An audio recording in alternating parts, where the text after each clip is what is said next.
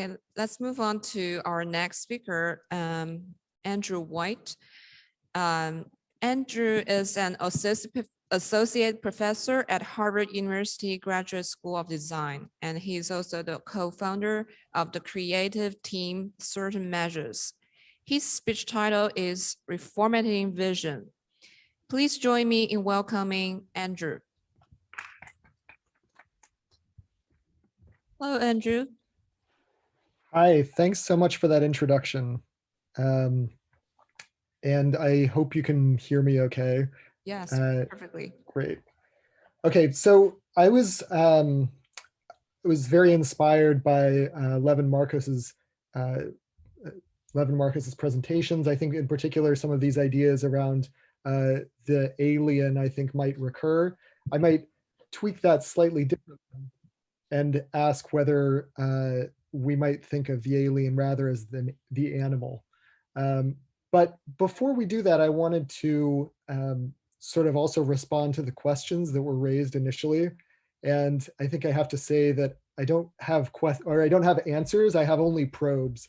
And so what I'm going to share with you is a series of experiments that attempt to probe the interactions between creativity and AI, and thereby hopefully elucidate a little bit what that relationship is.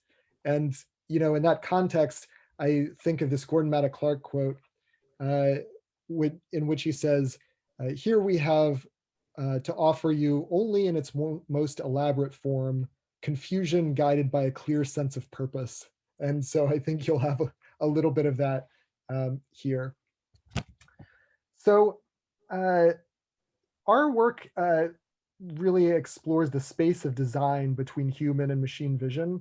And we get at the questions related to AI in this indirect way by thinking about perception, the perceptions that are shared or that differ between humans and machines. And a big part of our creative practice is building seeing machines, and then inviting you, the spectator, to enter those seeing machines and sort of behold the process of machine perception as it unfolds. And so today I'm going to share a few of those experiments with you. So for context, our creative practice is called Certain Measures. We're a studio that bridges design, art, and technology. And we're particularly interested in this emerging shared world of humans and machines. You know, some might call it post-humanism, or there are other sort of names by which it might go.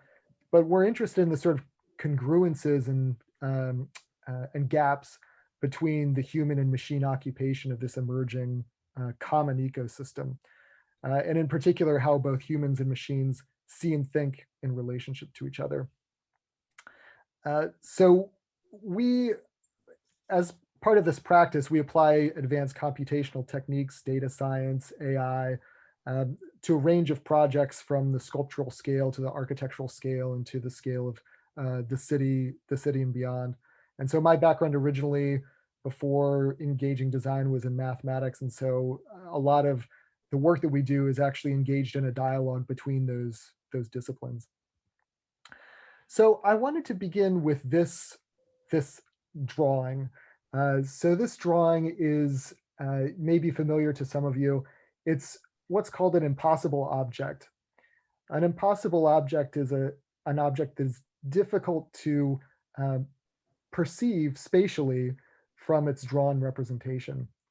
And it's a kind of object that was theorized by the father-son team of Penrose and Penrose around 1950. And so the elder Penrose was a Nobel laureate and in physics, I believe, and then the younger was a psychiatrist. But they were both fascinated by these sort of illusions or probes to test the limits of human perception. And so these impossible objects became ways to kind of understand or elucidate how humans would interpret space if given only drawings. But interestingly, in the 1970s, they also became one of the first tests for artificial intelligence, or what we might call now machine vision. And so this object represents an object that's somehow common between human and machine perception and can become a catalyst for us to understand those ideas more broadly. So a lot of our early research actually looked at these impossible objects and how illusional graphics actually might become real physical objects. How can we transcribe these kind of like conundrums into actual spatial forms? And so first with small mock-ups and then ultimately with larger ones, we began to develop a process of um, realizing these impossible objects in the world. And of course, building, this is an example of one of these physicalized impossible objects. So, building an object is far different from visualizing it. And we realized that we needed some machine intelligence to help us with that process. And so one of our first experiments with sort of machine vision was applying the processes of machine vision and image segmentation to this to the problem of analyzing and slicing this impossible object into pieces that we could then stitch together into an object. And so using some sophisticated mathematical methods, we split this impossible object into strips that would twist as little as possible, and that could be assembled together in a few hours to some larger structures. So in this way, we could build some highly complex forms, some things that somehow concretize these impossible objects with a few exactly calculated pieces. So each of the sculptures that I show here is composed of maybe 20 or 30 individual strips, not very much, but they produce a very complex effect. And the intricate graphic patterns that you see are somehow residues of that segmentation process, but also a kind of reflection of the or a sort of recall of the original ambiguity of this impossible object. So, as young designers, we were trying to build these as cheaply as possible. And even with our highly sort of optimized methods of construction, we were wasting 30 or 40% of material. And that for us was pretty significant.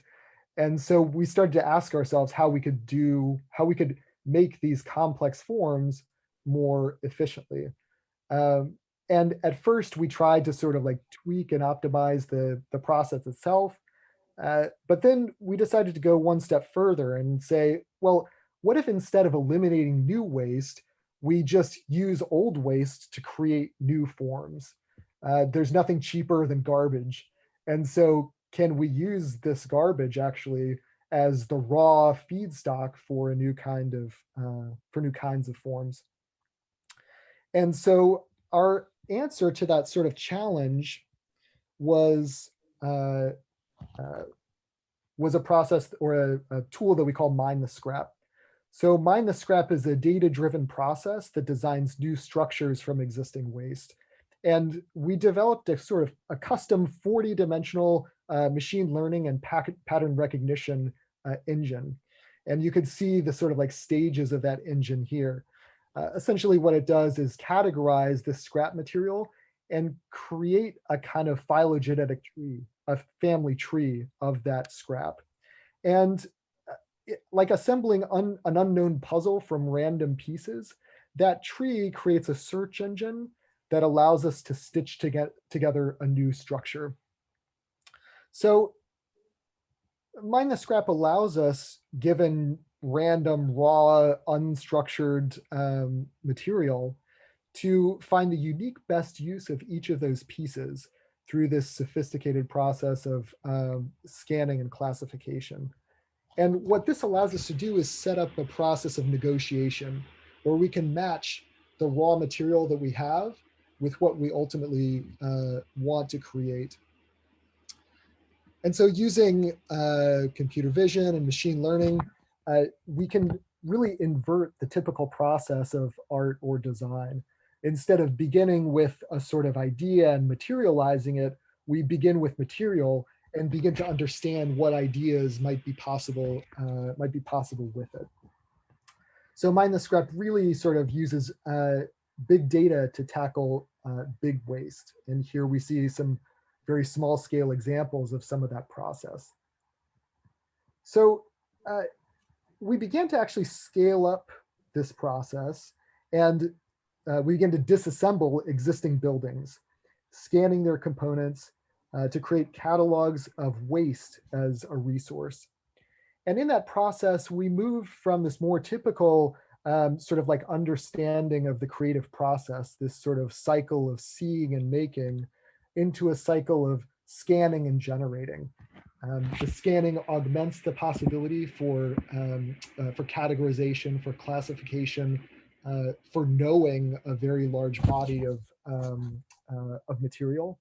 And then generating allows us to create a whole range of different approaches to how that material is used. So here you'll see an example of us disassembling a vacation home in a former German nudist colony. That's a long story in itself. But after this wood has been disassembled, it's essentially 3D scanned using this sort of forensic scanning process. And this allows us to sort by color, texture, shape, weathered quality. And with a scanning partner, a tomographic scanning partner, it allows us to see the sort of like essentially the cellular structure of this wood, of this material, and begin to classify and work with it. So instead of being relegated to landfill, this waste becomes what we call cloud fill, which is a database of scrap pieces that exists in the digital cloud and becomes a shared resource. And the pieces can be dynamically then recombined into the houses of the future using a similar kind of negotiation process. And so again, the AI becomes this sort of like intermediary between the physical constraints of our raw materials and our formal ambitions. So, you know, because the pieces disassembled are often linear, they have this sort of vault construction logic. And so you can see at the left, there's a kind of Rubik's Cube-like permutation to those. And so in this example also, we have the sort of like recurrence of this impossible object, something whose spatial structure is difficult to understand from the drawing, but the drawing nevertheless generates it in a very genetic sort of way. So, you know, we see buildings like this as temporary states of matter, and we can design the transitions from and to them to really use AI as this catalyst for a circular understanding of building. So here you can see actually a fragment of one of these sort of like reconstituted houses, which has been which we assembled for Futurium, which is a kind of museum for the future in Berlin. And what I like about this particular installation is that we even have the sort of like fragments of wallpaper of this sort of vacation home that suggests that not only has the envelope of this, but the interior itself also been permuted. So these methods can be applied not only to the building scale, but also to smaller scales as well. And we've been very inspired by this craft of Kitsuge, a Japanese craft of resurrecting shattered ceramics with delicate gold filaments, suturing the pieces together. We essentially applied a similar kind of process using a kind of ML and AI classification engine that we developed. From shattered ceramics, we 3D scanned these shattered ceramics and then used this engine to imagine new ceramics that might emerge from them. And when these ceramics converge, they converge in a kind of very loose fit way. And then what happens in between is a kind of 3D printed armature. And so here you can see the engine that creates those designs and then the objects themselves. And so the project is sort of this response to the practice of shattering ceramic pieces that don't meet the standards for perfection in porcelain factories. And we all collect, so we collected remnants. Our office happens to be in also, we happen to share an office with a ceramic studio. So we gathered some of those pieces and used those as the basis for these Kitsuge AI imagined vessels. So the process creates this kind of like universe of shards, this galaxy of shards that are then arranged by the ML engines into these new kinds of entities, these new kinds of objects, which again are not imagined by the AI or imagined by us, but instead are products of this kind of negotiation. And with all of our pieces, or many of our pieces, this project was also staged as this kind of immersive double projection, something that allowed you to enter this algorithm and experience this kind of like vertiginous galactic convergence and divergence of these shards. So we can also think about AI as a way to sort of like sort and classify and give insight to the structure of architecture as a whole, or the city. And one question would be, if we were to use these sort of machine eyes to sort of like make sense of very complex and very dense data sets, if we were to apply those to the city, what would they see? And so we developed a series of investigations that we called Machine View of the City. One of the first being this installation at the Barbican in London, and Machine View of London, where we essentially took the million buildings in central London and applied our sort of ML process of classification to resort them morphologically. And so what we're doing here is to reorganize the space of architecture as a space of formal relationships. And so we create a kind of like map of how architecture could be sorted, how architecture could be organized. And in effect, this tool is it's compiling libraries of style. It's mapping out the space of style itself.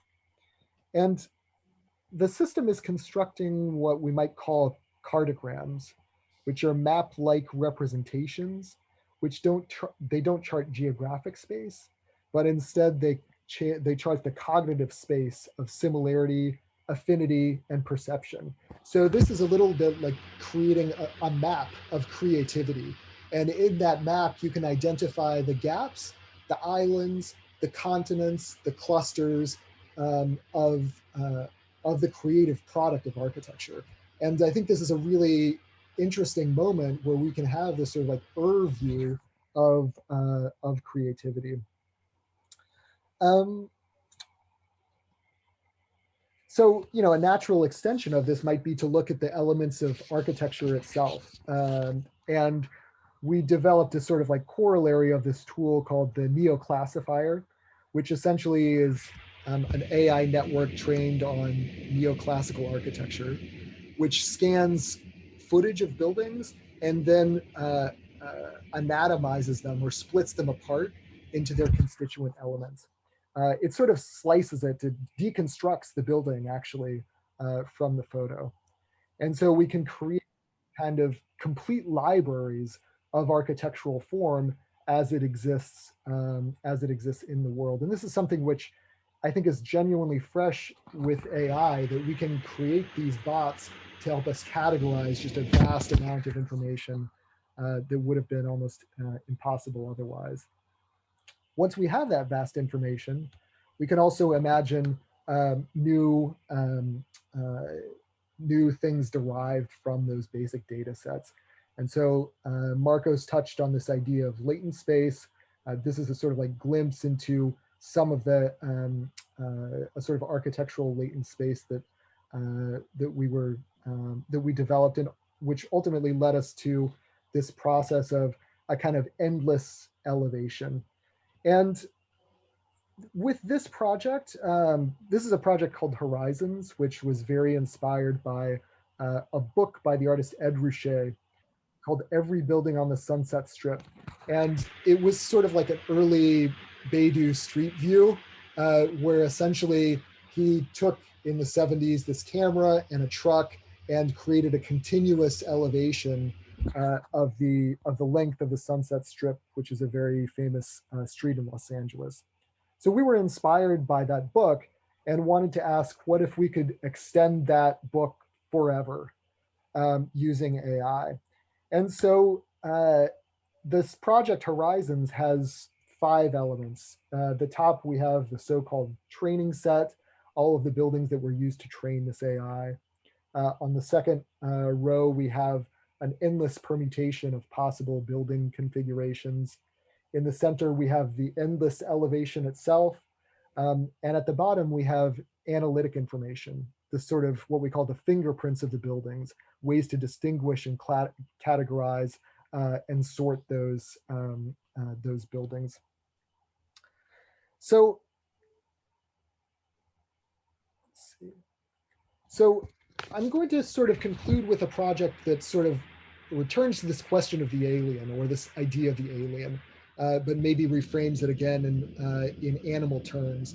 And this quote from Heather Roth, who's an AI researcher and former animal trainer, I thought was very evocative.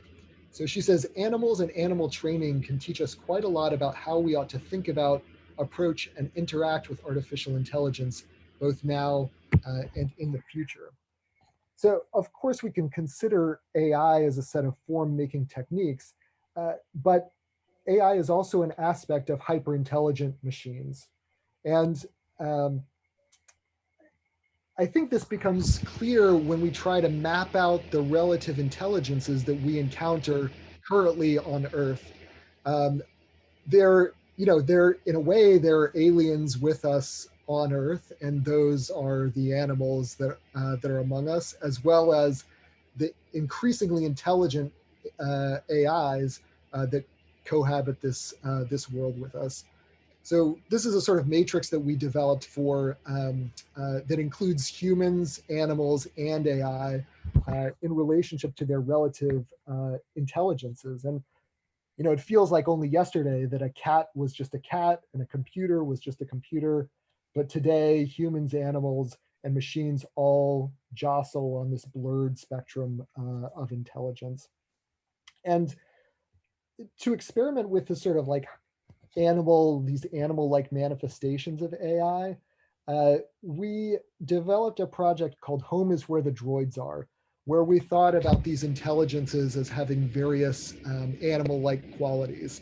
Obviously, there are some sort of like formal qualities here that are animal-like. There's plenty of fur, but there were behaviors and ways of interaction also that were animal-like. And we wanted to imagine a home with this. There was somehow like a jungle of these machines. So the project explores the proliferation of autonomous objects that are going to surround us, which will increasingly define their own needs, their own desires, their own loves. And it asks the question, what if we don't insist on the humanization, the anthropomorphization of these devices, but instead allow them to exist in a common ecology, a kind of negotiated ecology? And I think the idea is that computation today has the possibility to be less a sort of unified or uniform, a normalized kind of intelligence. And it has the possibilities to be this kind of jungle-like state of a whole range of different intelligences negotiating and interacting to create a new form of life and a new form of living. So with that, I'll probably close. And I just wanted to sort of return to this idea of vision that we began with. And AI is an opportunity for us to sort of like take out our own eyes and put in these machine eyes, and an opportunity for us to think, not only think and create in new ways, but also to see in new ways. And I think by these, looking at these probes, these sort of experiments, these sort of like seeing machines, we can rediscover what it means to see with our own eyes. And so with that, I think maybe there's time for questions. Thank you, Andrew.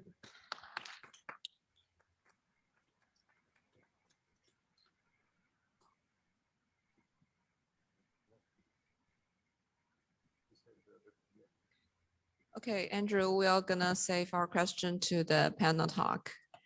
Okay, thank you.